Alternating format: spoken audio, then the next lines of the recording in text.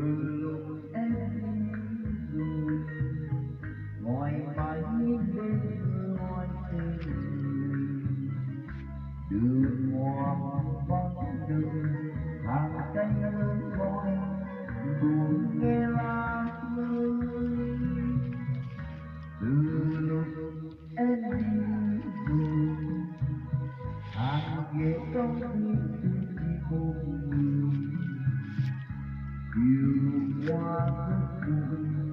người yêu ai ai nhìn gió mây trôi phố đêm đèn vàng không có em tiếng mưa nhỏ buồn trong trái tim một hạt cơm nào theo bước đêm hoa như em lạnh lùng gần gác từ lúc em đi rồi từ cánh chiếc khi hỏi tên người nhiều khi cười buồn như vã